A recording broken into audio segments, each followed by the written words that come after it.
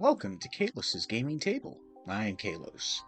When I originally started this channel, I was going to cover a wide variety of topics, discussing role-playing games, video games, and aspects of game mastering. However, anyone who views my video listings will notice something of a theme: Battletech. It's a setting I love, and I enjoy talking about it. So, in 2025, with so many ways to spend your time and hobby dollars, why pick Battletech? There is no single answer. As with most franchises, Battletech means something different to each of the many fans and players. For some, it's the lore. For others, it's the video games. And for the rest of us, we just like the big stompy robots.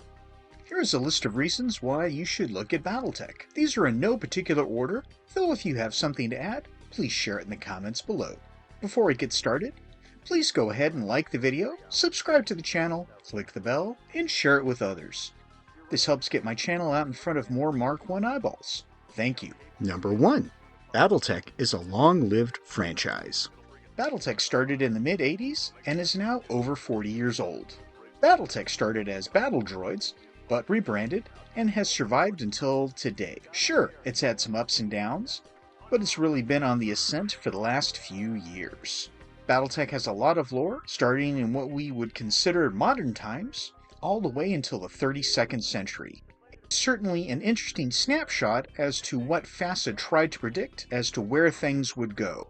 Battletech isn't just a game of stompy robots, though. If you're a lore fiend, You can learn so much about the setting through the dozens of novels and sourcebooks. there's even been a comic book for the setting.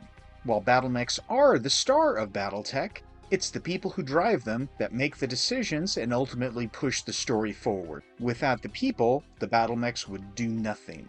There are numerous factions, each with their own nuances as to why fans love or loathe them, and the factions are not static, each changing with the new eras of Battletech. There are multiple video games for you to dive into with different aspects of play and different facets to the setting. Hell, there was even a cartoon. Granted, through today's lenses, maybe not a great cartoon, but back in the 90s, it helped get a lot of us into the franchise. Well, that and MechWarrior 2, more on that later. Number 2. The rules. The rules for Battletech have not really changed in 40 years. For some, this is good, as it means that it's a stable game. For others, this is bad, as there are some rules that seem to have remained unchanged only because they had originated with Battle Droids. To this player, this is a good thing, as I don't have to buy a new rulebook for a new edition every 3 to 4 years. For veteran players who stop playing at some point, but are coming back, they don't have a whole new system to learn. Movement, heat, range, line of sight, and so much more are from the same rulebook released in the 90s as to the one today. The only major change that I can think of, not including some minor weapon and tech tweaks, is partial cover. Partial cover was changed so long ago most players don't even know the old rules. It's the only partial cover that they've ever known. The rules are also robust, allowing you to play as simply or as complex as you'd like. Several books have been released with more advanced rules, so you can play at night, in the middle of a storm, or on a planet with no atmosphere. Want to play underwater? Battletech rules have you covered. Does combined arms, namely bringing infantry, aerospace assets, or tanks interest you? Grab Total Warfare and you'll not only get those rules, you'll also get all the weapons and equipment for each era of Battletech. Do you just want to play exclusively with battlemechs? Then the Battlemech Manual is your go-to book, as it is all battlemechs all the time. Want to spice things up with more advanced pilots? You can add in some special pilot abilities. There are rules for a full campaign, getting so granular that you can track how many lower arm and foot actuators you have for repairs. You can get lost in the weeds looking at all of the advanced and optional rules that make the games more interesting. So, this is President Kalos editing a video that had been recorded about 2 weeks ago. I've told you one of the selling points of Battletech is that the rules are very much unchanged. Well, last week on Tuesday Newsday, Aaron Cahill and Keith Hahn revealed that CGL is planning on revising Total Warfare, which includes some proposed rules changes. As of this recording, only the first test packet has dropped, with proposed rules changes to ammo explosions, as well as the removal of the side table, so players would only use the center table to determine hit locations. I know. Some players are going to scream like panthers that Battletech should not be changed, but both Aaron and Keith reminded us of some of the small and not so small changes that have been made over the life of Battletech. So the rules do change, but a lot of the core mechanics do not. Unlike other companies who release a new rule set every 2 to 3 years, the current edition of Total Warfare has gone close to 20 years without any major revisions, so I would still say that this is still the case that the rules don't change very often. Future feature, Kalos here again. This video has taken longer than I had planned to finish, and Catalyst Game Labs had the gall to put out another playtest rules packet. This one dealing with mobility. The nerve of some companies, I swear. Seriously though, check out the new rules packet and provide feedback so that your voices are heard by Catalyst Game Labs. These are playtest rules, meaning that they might not make it into the final release of Total Warfare. Okay, before another rules packet comes out, back to the video. Number 3. Different eras. With Battletech, there isn't a single era that is exclusively played. Most players start out in 3025, Intro Tech, but you can go all the way into the Ilklan era, 3150 and beyond. Each era has its pros and cons, and as the timeline advances, the number of available mechs goes up, as well as more advanced tech. You're also not locked into a single era. We'll often play games set in the Civil War or Dark Age, and then want that raw feeling of Intro Tech, where the clans had not invaded and double heat sinks were a myth. Number 4. The models. Now, in years past, Battletech didn't have the greatest reputation for their models, either for the quality of the models or the derpiness of them. Looking at the pictures from many of the old TROs, the line art is there, but the sculptors had to try and take that 2D image and then create a 3D model out of it. And not all of them were good looking to start with. Some of them looked pretty awful. In the last few years, that has changed, especially with the advent of CAD, where those models can be drafted in 3D, including all of the details.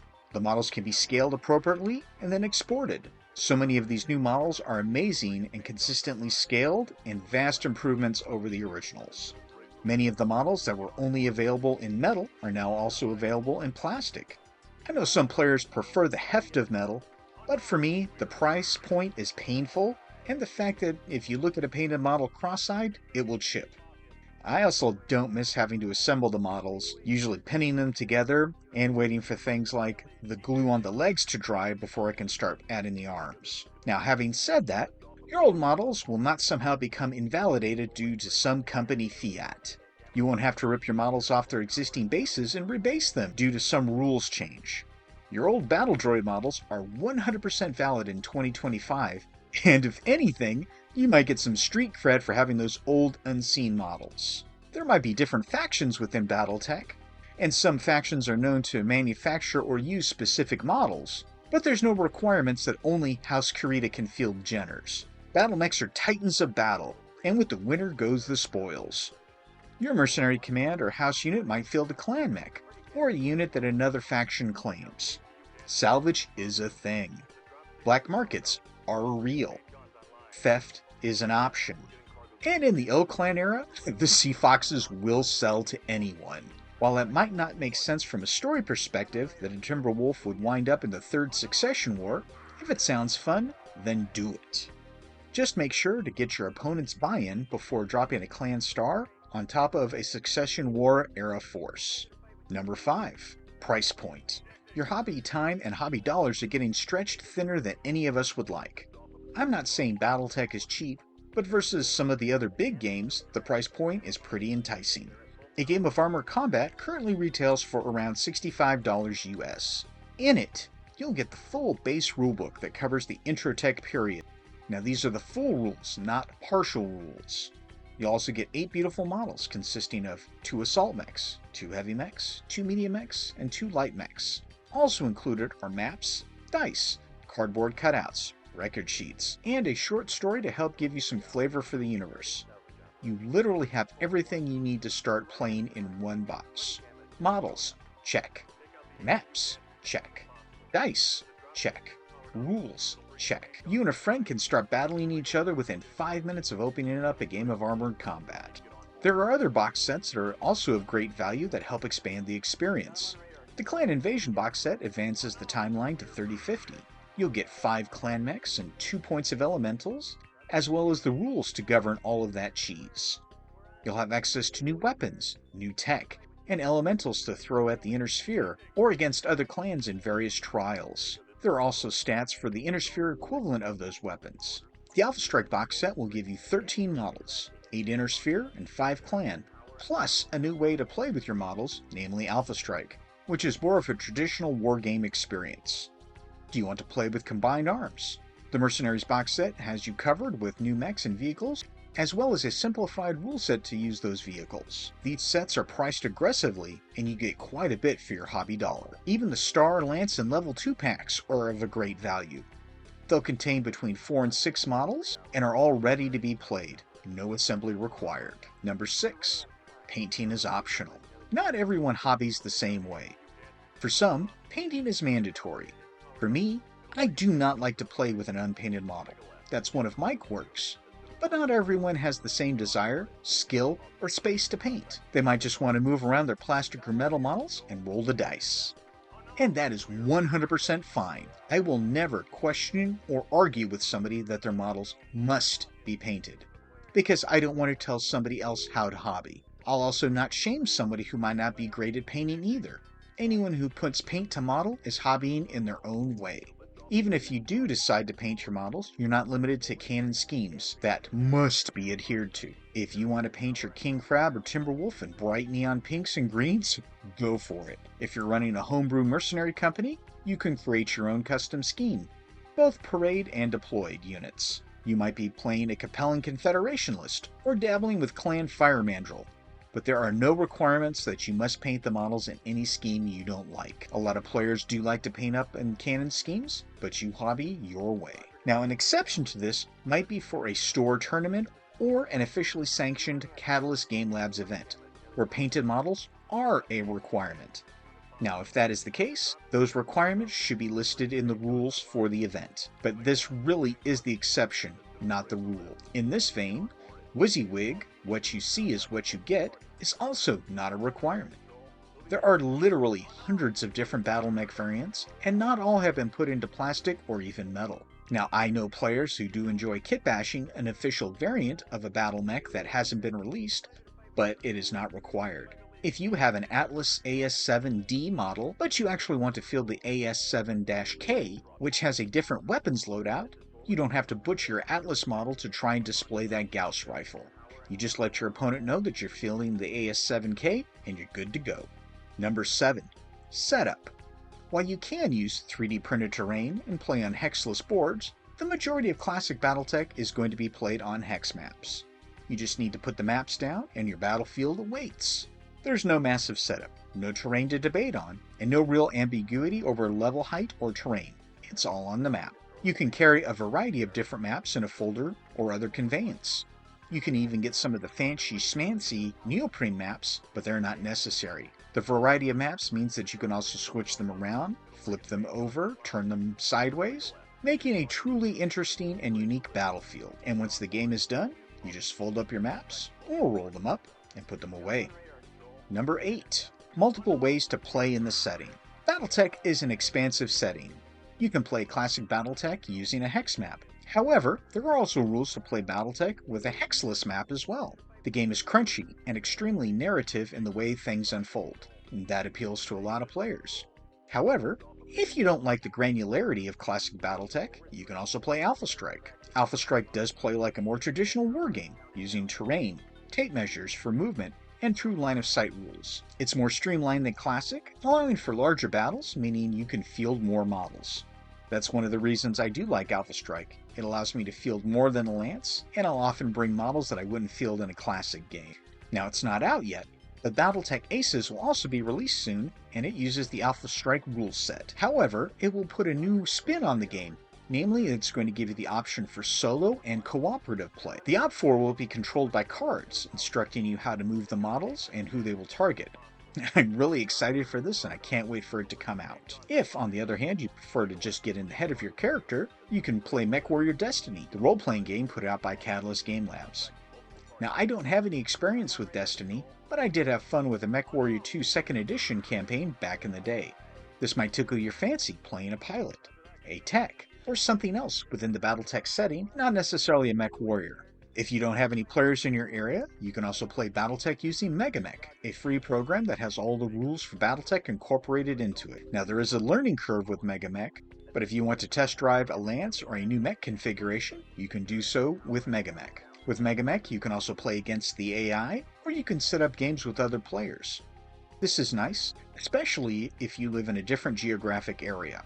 And if you just want to get on some mech-on-mech violence, there are numerous Battletech-based video games, from the MechWarrior franchise to Harebrained Scheme Studios' Battletech. Each game has a different flavor for the franchise and lets you explore the universe, or just blow up enemy mechs. Number 9. Low model count. I have played numerous army games during my gaming career, usually with a large model count. I do have fond memories of building and painting those armies, and they can look impressive on the battlefield. This can also be amazing to watch as the battle unfolds and the models are moved from their starting point and into the fray. Building an army takes a lot of time to assemble the force, paint it, and it requires a lot of cases to protect and transport them, not to mention the cost of the models themselves. A typical Battletech game is going to have between 4 and 6 models per side, and that's it. You don't need a lot of models to play, and if you want to keep your model count lower, you can eat up your battle value budget by increasing your pilot and gunnery skills. You can also take more expensive units in terms of battle value, which have more armor and deadlier weapons. All of this helps games stay smaller with less units to manage and less models you need to transport, especially for pickup games. If you're playing Alpha Strike, you will use more models, but even then it's still under 15 per side typically, unlike some games where you need 20 to 50 or more just to have a competitive force. Now, your mileage may vary on this one, especially if you do field a lot of light mechs or combined arms, but overall, you typically don't need a lot of models to play. Number 10. The video games. Many franchises have branched out into video games, and Battletech is no exception. Going back to the 80s with the Crescent Hawk's inception, video games have done an amazing part to give the universe a look, feel, and often a sound as well. MechWarrior 1 thrusts you into the story, and the clock is ticking as you have to unravel the mystery and ultimately recover the MacGuffin and clear your family name. It was the first game to put you in the cockpit of a battle mech, and I still have fond memories of it. MechWarrior 2 came out in the 90s and was a computer game that was the entry point for a lot of players to the franchise. Like MechWarrior 1, you're thrust into the cockpit of a battle mech, and it was an action-packed game, letting you drive those powerful war machines. The opening cinematic is iconic, and you get to play as either Clan Jade Falcon or Clan Wolf, or Clan Ghost Bear in the expansion. The game is fast-paced and takes you through the life of a clan warrior, including through trials of position. Many of the mechs are also unseen 2C mechs. There's also MechWarrior 3, MechWarrior 4, and I loved MechWarrior 4 Mercenaries. MechWarrior 4 Mercs also lets you fight on Solaris to earn additional C-bills, and we're introduced to Duncan Fisher. MechWarrior 5 returns you as a mercenary commander, and MechWarrior 5 The Clans dropped you into the Smoke Jaguars during Operation Revival. These games can be very immersive. Now, I've seen MechWarrior 5 and MechWarrior 5 Clans played, but I've not played either of them yet. I do plan to get them, I just haven't gotten around to them yet. There have been Battletech games on both the Sega Genesis as well as the Super Nintendo. I haven't played either of them, but I heard they were fun. Mech Commander and Mech Commander 2 gave you the ability to control multiple lances of mechs and engage in real time. Your mech warriors can increase their skill, you can acquire newer mechs and weapons, and fight through some pretty epic battles. I think one of the best games that has come out in recent years has been Battletech by Harebrained Scheme Studio. It's not a direct port of the rules, but has the look, feel, and sound of Battletech to me. You can control your lance of mechs and work your way through the campaign, or you can see how many C-bills you can earn in career mode. HBS Battletech is also huge with the modding community, taking the base game and expanding on it, adding new mechs, weapons, pilots, vehicles, and even the clans. So many options that all but give you a completely new game. And if you just want to throw down against other players, there's always MechWarrior Online, where you go into death matches and will probably get smoked. I've never played this either, but I know some folks enjoy the frantic pace and kinetic energy of the game. Now, the issue with some of the computer games I've listed is they are out of production, and in some cases considered abandonware. If you're interested in some of the games no longer available, you can go to some abandonware sites and find ways to get them. You can also watch YouTube videos that discuss them in greater detail, including gameplay. There's a lot of rich history, and you can see where the graphics and storytelling was in some cases 20 plus years ago. Number 11. Free resources.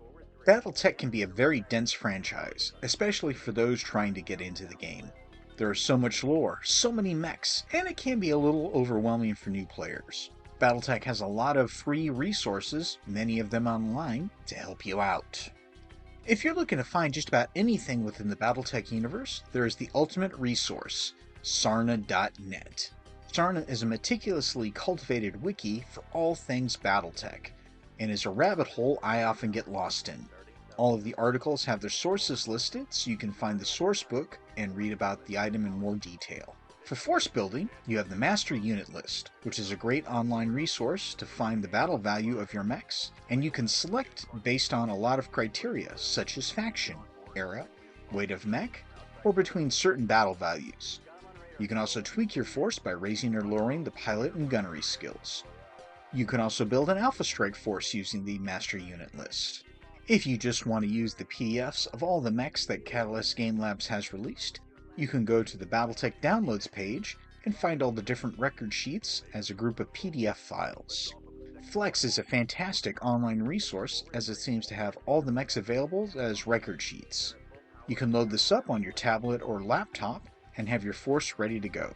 Using Flex, you can track damage, expended ammo, and heat. It will give you alerts and modify your movement if you do go up in heat. My biggest complaint about Flex is that it does not include the battle value of the mech, so you still need another resource, such as the Master Unit List, to build your force. And then you have Megamech. Megamech is a robust application that you can review and modify an existing mech with. If you modify the mech, Megamech will help make sure that you have a valid build, and then you can print out the sheet and it will look official. Whoops! Future Kalos here again. While finalizing the audio for this video, the folks that built and maintain Megamech have dropped a web version, MechBay. MechBay is similar to Flex in that you can build your force using it, but it also has the battle value listed. You can also do some major filtering for different eras, factions, mech weights, and a big addition, combined arms. Yes, you can add a star of elementals, a pair of LRM carriers, or some VTOLs to your force, all with the Total Warfare record sheets available. You can print these sheets out, or you can manage them through the website. I haven't played around with MechBay much, but wow, it looks pretty amazing. Okay, setting the Wayback Machine to events prior to this. Reactor Ops is similar to Master Unit List. It allows you to search for mechs by more criteria, such as units that only have jump jets, or ECM. I find it's a great resource when I'm looking for a specific style of mech. Number 12. YouTube. Now, we're on YouTube right now, and I do appreciate you watching my video and subscribing to my channel, but there are a host of other YouTubers that also have their own takes and presentation for Battletech. Tex Talks Battletech was one of the major factors that got me back into the franchise. I discovered his channel around the time he put out the Timberwolf video. Tex goes over a lot of popular battle mechs, major events in the setting, and his videos have high production value. He and the Black Pants Legion might not put out videos very often, but when they do come out, they are an event. Big Red 40 Tech is another YouTuber I follow.